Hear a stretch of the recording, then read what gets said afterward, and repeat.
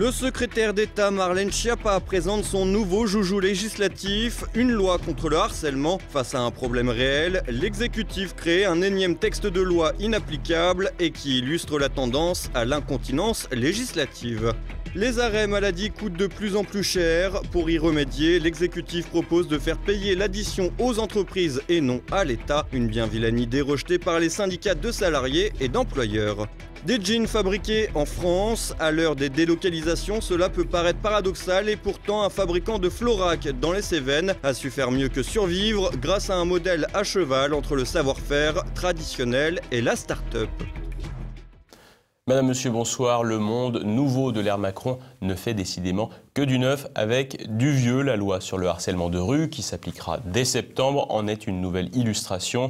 Aussi idéologique que superficielle, ce texte s'inscrit dans la tendance plus générale d'incontinence législative. Près de 8 jeunes femmes sur 10 ont peur quand elles sortent dans la rue toutes seules le soir. Donc ça veut dire qu'on est face à un vrai phénomène de société. Donc je crois que c'est important que les lois de la République française inscrivent noir sur blanc qu'il est interdit d'intimider des femmes dans l'espace public. Et non, ce n'est pas une jeune youtubeuse, mais bien le secrétaire d'État à l'égalité homme-femme Marlène Schiappa. S'il existe bien un problème de société avec ce fameux harcèlement de rue dont parle le ministre, le panel pénal existant permettait déjà d'y faire face. Mais pour les besoins de communication, le ministre y est allé de sa petite vidéo. Un coup de com' qui coûtera cher aux contribuables si on en croit les chiffres avancés. Il y a un recrutement de 10 000 policiers et policières de la sécurité du quotidien. Et le ministre de l'Intérieur l'a annoncé quand il a présenté cette grande police de la sécurité du quotidien. Eh bien, ils auront pour mission, parmi leurs missions principales, de verbaliser le harcèlement de rue, l'outrage sexiste et sexuel. En pleine menace terroriste, les forces de l'ordre seront donc mobilisées pour arrêter des gros beaufs qui font des blagues lourdes et dont les regards s'attardent un peu trop longtemps sur des décolletés un peu trop plongeants et autres mini-jupes un peu trop courtes. Et ce n'est pas tout, en cas de récidive, ces vilains messieurs seront conviés à des stages pour être rééduqués à la mode Schiappa, un peu à l'image des stages de récupération de points pour le permis de conduire. Mais particulièrement dans cette loi contre le harcèlement de rue, il y a un volet contre la récidive, avec un stage. Et l'idée, ce sera d'envoyer en stage les harceleurs de rue, les personnes qui auront été prises en flagrant délit d'outrage sexiste ou sexuel et de leur faire un stage. Tout ce dispositif se veut nouveau, mais il ne l'est pas. Si l'on prend le tableau des éléments qui devraient devenir condamnables, on se rend facilement compte que tous ces éléments peuvent être assimilés à des actes faisant déjà l'objet de possibles condamnations. Libre au juge d'interpréter plus largement la loi pour protéger la partie la plus fragile, en l'espèce la femme. Ajoutez à cela la difficulté à prouver un regard appuyé ou une question intrusive et vous aurez un texte absurde et c'est ce que nous prépare le ministre Schiappa. Plus généralement, ce texte de loi est proposé en réaction à l'émotion sur les réseaux sociaux suite à l'agression d'une femme, une émotion somme toute légitime pour des faits graves que n'aurait pas empêché le panel répressif de Marlène Schiappa. Le problème du harcèlement de rue nous révèle surtout un mal plus grand de la société fait d'irrespect, de sexualité frustrée, de confrontation de personnes aux cultures différentes et dans lesquelles la femme n'a pas la même place. Ainsi, il ne faut pas sortir de l'ENA pour comprendre qu'un Africain dont la culture permet l'excision ne considérera pas la femme de la même manière qu'un Européen. La question du harcèlement de rue pourrait d'ailleurs pousser à des questions légitimes. Qui harcèle? Pourquoi cela a-t-il augmenté ces dernières années? On pourrait également se demander si les hommes sont les seuls responsables. Ce texte s'inscrit dans une tendance, celle de la diarrhée législative de nos parlementaires, régulièrement dénoncée par les juristes. La diarrhée législative consiste à écrire des textes de loi pour tout, mais surtout pour rien. Ainsi, sous l'ère Sarkozy, l'exécutif voulut écrire dans la précipitation un texte contre les chiens de garde après que l'un de ceux-ci ait mordu un enfant. C'est le même procédé qui opère aujourd'hui, en 4 temps: diffusion d'une image choc, émotion, indignation, puis enfin réaction, à savoir rédaction d'un texte de loi, une pratique qui dévalorise la loi générale et impersonnelle. En droit français, elle devient un outil politique pour satisfaire l'opinion, un segment de population ou tout simplement un lobby. L'interdiction du portable à l'école en est une illustration parfaite. Avec ce texte, l'exécutif satisfait les milieux conservateurs qui y voient une bonne chose. Mais la réalité est tout autre. De nombreux établissements vont tolérer les portables quand d'autres les ont déjà interdits depuis longtemps, et ce, sans l'aide de la loi grâce à leur règlement intérieur. En continuant la diarrhée législative, les équipes En Marche prouvent bien qu'en plus de n'avoir pas opéré de rupture idéologique avec les précédentes majorités, l'actuel exécutif opère avec les mêmes méthodes. Et une dernière mauvaise idée du gouvernement avant les vacances, faire payer les jours d'indemnité par les employeurs et non plus par la Sécu, de quoi se mettre les syndicats des salariés et des employeurs à dos. Et une dernière mauvaise idée avant d'aller se dorer la pilule. Alors que les arrêts maladie coûtent de plus en plus cher, selon la Caisse nationale d'assurance maladie, l'exécutif cherche des solutions. Il faut dire que le montant des arrêts maladie a augmenté de plus de 13% ces 4 dernières années, faisant passer la facture de 6,3 à 7,1 milliards d'euros par an. Les équipes gouvernementales ont donc demandé à l'Inspection générale des affaires sociales, l'IGAS, de travailler sur le sujet. Le service administratif a tout simplement proposé de faire payer les indemnités aux entreprises en lieu et place de la Sécu. Plus précisément, il s'agirait de facturer aux entreprises les 4 jours d'indemnité journalière au-delà du délai de carence pour les arrêts maladie de moins de 8 jours. Aujourd'hui, la Sécurité sociale verse ces indemnités à hauteur de 50% de la rémunération après un délai de carence de 3 jours. Avec l'idée de l'IGAS, on passerait à non plus 3 mais 4 journées d'indemnisation à la charge des entreprises à la place de la Sécu, ce qui chiffrerait à pas loin d'1 milliard d'euros. Et une nouvelle fois, ce sont les petites structures qui trinqueront. En effet, si ce coût pourrait s'avérer très élevé pour des grands groupes privés, il serait également difficile à supporter pour des PME déjà fragilisées par la conjoncture et les contraintes administratives européennes et françaises. L'idée, mauvaise, pourrait bien être prise par le ministre de la Santé Agnès Buzyn. Sa cote de popularité ne pouvant probablement pas descendre plus bas, la dame vaccin, qui refuse d'équiper les hôpitaux de climatisation et dont le mari a dû refuser de se représenter à la tête de l'INSERM, du fait des suspicion de conflit d'intérêt, pourrait ainsi se féliciter de finir de dépecer le service public, en l'occurrence la sécurité sociale. La mesure ne séduit en tout cas pas du côté du MEDEF et de Force ouvrière. Les syndicats patronaux MEDEF, CPME et U2P ont ainsi écrit au Premier ministre pour faire connaître leurs inquiétudes.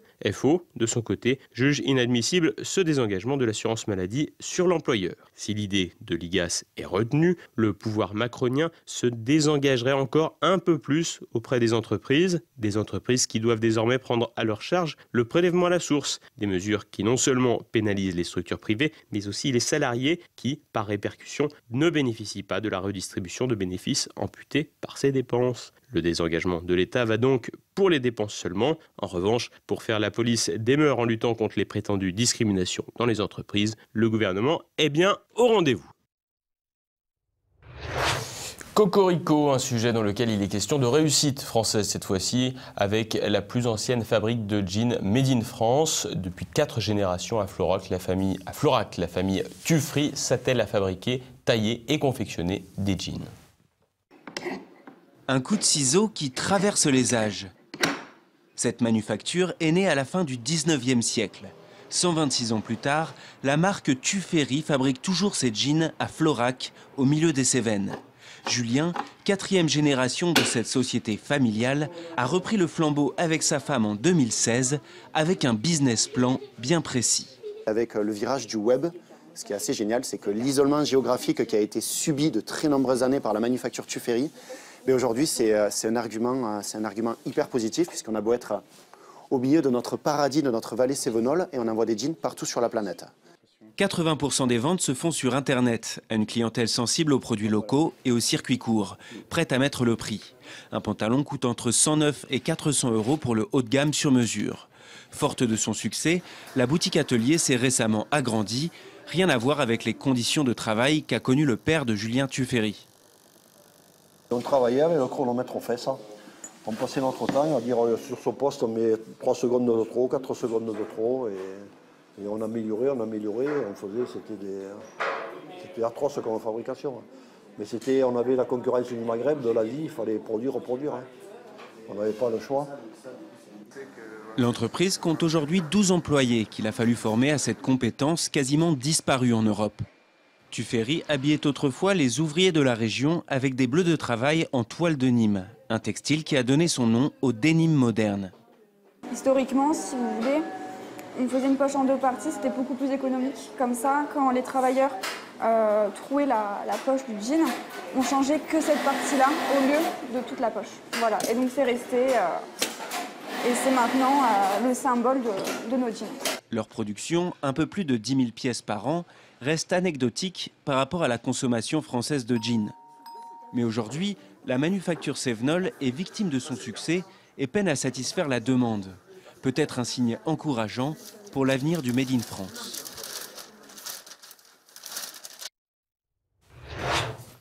Du 3 au 5 août, c'est la nuit des étoiles filantes. L'occasion pour nous de vous proposer un sujet sur ce phénomène qui accompagne l'entrée dans l'atmosphère d'un corps appelé météoroïde. Les étoiles filantes qui scintillent les nuits d'été font partie de ces essaims de poussière issus des comètes. C'est au voisinage du Soleil que la glace des couches supérieures de la comète fond et libère les poussières emprisonnées.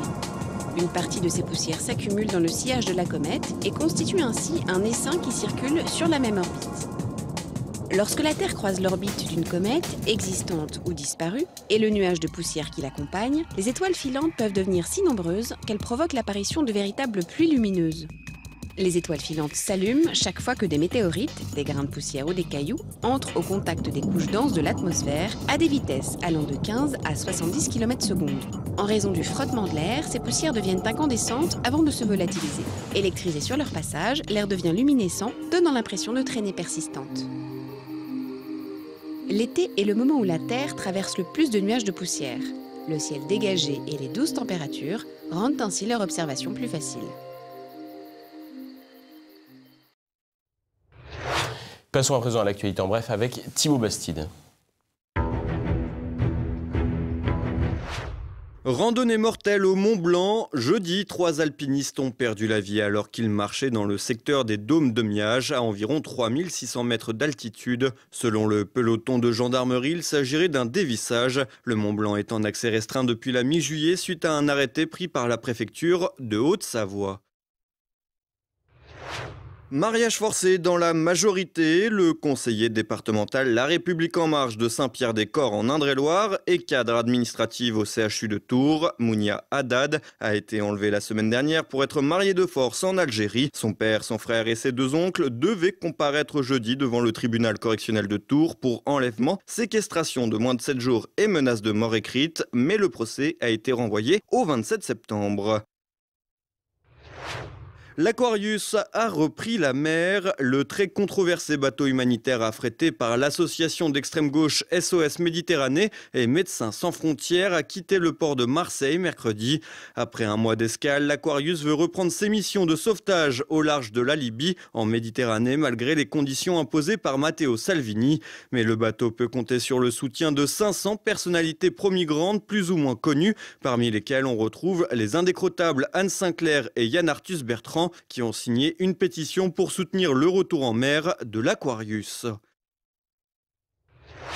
Fin de semaine mouvementée en Afrique. Au Zimbabwe, 3 personnes ont été tuées lors d'affrontements qui ont suivi la proclamation des résultats des élections législatives. Concernant l'élection présidentielle, le dirigeant zimbabwéen sortant, Emmerson Mnangagwa, ancien bras droit de Robert Mugabe, a été élu dès le premier tour avec 50,8% des suffrages. Sans surprise, son adversaire a immédiatement rejeté le résultat. Pas franchement mieux au Mali, où les 2 principaux candidats revendiquent la victoire lors de la présidentielle de dimanche dernier. Vol de requin à l'aquarium de San Antonio aux États-Unis. Après avoir sorti l'animal de l'eau, les malfrats ont placé le requin dormeur cornu dans un seau, puis dans un landau avant de prendre la fuite.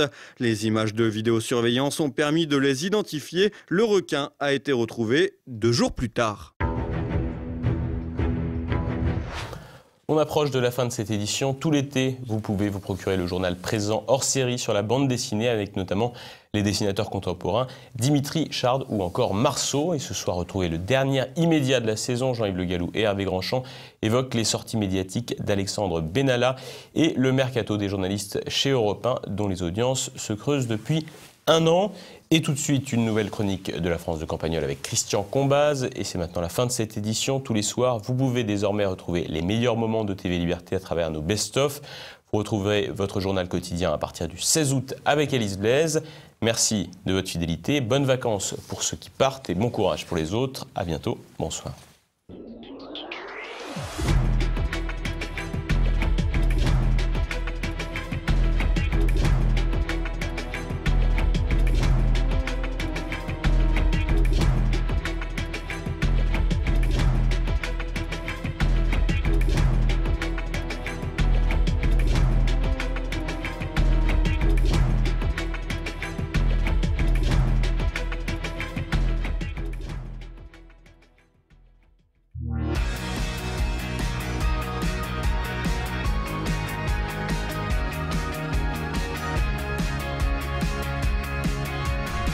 On m'envoie souvent des témoignages trop brefs pour que j'en parle et qui vont souvent aussi à l'appui de ce que je viens de dire, donc je ne vais pas traiter le sujet une deuxième fois. Et là, je fais une exception pour ce monsieur établi en Asie, à Hong Kong, depuis de nombreuses années et qui vient passer l'été dans son village, cette petite ville de l'Est, je ne sais plus, pour réagir et pour répondre à ce que j'affirmais, à savoir qu'une partie du clergé en France n'est plus tranquille, et c'est un euphémisme. Il me cite un épisode qui vient de lui arriver à la messe de 6 heures, un samedi, où un jeune homme torse nu et tout musclé se pointe au début de la messe et d'après la langue dans laquelle il vocifère, son accoutrement, son profil, on voit tout de suite qu'il n'est pas de la région et il n'est pas non plus de la région voisine. Le ton qu'il adopte n'est pas absolument incompatible avec la menace d'un couteau, dont tout le monde se méfie donc. Les paroissiens s'interposent, certains paroissiens, on lui demande de sortir et de se taire, il finit par s'y résoudre, puis il revient pendant la messe, et une femme lui dit de sortir de nouveau, et là il l'embrasse sur la bouche de force et il s'en va. Alors je ne fais pas plus de commentaires, mais visiblement ces choses-là sont monnaie courante dans notre pays. Alors puisque la presse n'en parle pas, il faut laisser une trace sur laquelle se pencheront les sociologues dans 50 ans. Je profite donc de l'occasion pour remercier ceux qui prennent le temps de me raconter toutes ces choses, ceux qui réagissent aux choses que je raconte, pour leur dire que je vais profiter de l'interruption estivale pour m'interrompre moi-même pour 2 semaines, mais que j'aurai soin d'enregistrer dans mon village, dans mon studio de fortune, de quoi alimenter la pompe à la rentrée. Je vais en profiter aussi pour répondre aux courriers assez nombreux qui m'est adressé. Parmi les dernières lettres, j'ai relevé la densité de celles qui voudraient que je traite le cas Macron, qui est tout de même le grand sujet sous les ombrages cet été, quoi qu'en dise la presse. Mais je peux déjà vous faire une remarque à ce sujet qui vient de mon ami Gustave. Il me dit que visiblement, ni lui ni ses députés là n'ont compris que tout cela est très logique. Et que s'il y a eu récemment une manifestation qui s'est baptisée elle-même la fête à Macron, c'est pas un hasard. Il a voulu personnaliser le pouvoir, il est en train de personnaliser la réplique au pouvoir. C'est pas nouveau. Le dernier cas visiblement spectaculaire, vraiment spectaculaire et non visiblement, est celui du général de Gaulle qui avait une pointure en plus dans tous les domaines, mais qui finalement s'est retrouvé dans la position qui guette notre Gandin, là, celle du type qui n'a aucun intérêt à consulter le peuple par référendum, parce qu'il ramasserait 23%, soit à peu près, contrairement à de Gaulle, le pourcentage de Français qui ont voté pour lui lors de son élection. Donc les 2 semaines qui viennent vont être très fertiles en discussion, sinon en rebondissement. Mais je parle là, me dit Gustave, de discussion entre Français autour d'un pastis ou d'une limonade.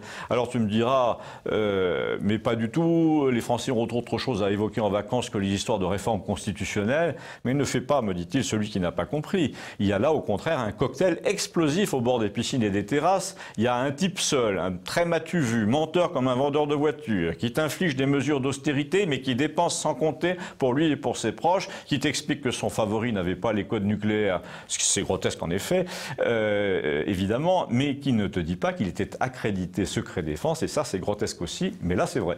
Et puis qui va chouiner dans le village où il a appris à faire du vélo dans les Pyrénées pour se consoler parce que la nation lui demande des comptes. Et puis qui suscite des témoignages et des faux témoignages par tombereaux entiers, qui entretient une smala dont tu ne voudrais pas à ta propre talle, du même niveau que Benzema par exemple, dont il ne faut pas s'étonner qu'on en parle dans les mêmes termes et aux mêmes endroits. Un footballeur, ça risque qu'une perte de sponsor, mais il ne faut pas croire que dans le cas du président, c'est la même chose. Sauf que les sponsors, c'est nous, me dit Gustave. Nous sommes les sponsors de la marque France, et le comportement d'un joueur peut très bien dégrader l'image de la marque, donc on va s'en séparer à la première occasion. Eh bien, cher Gustave, il nous reste 2 semaines de vacances où j'aurai plaisir à recueillir tes réflexions sur le sujet pour en faire part à nos amis en rentrant. Ils vont sûrement remonter dans les 400 anciens numéros de Campagnol en attendant sur YouTube pour se convaincre qu'ici, on le disait déjà dès le début. Et ils vont sûrement commander aussi le livre Portrait de Marianne avec un poignard dans le dos, le mien, qui explique pourquoi un lapin pareil est sorti de notre chapeau.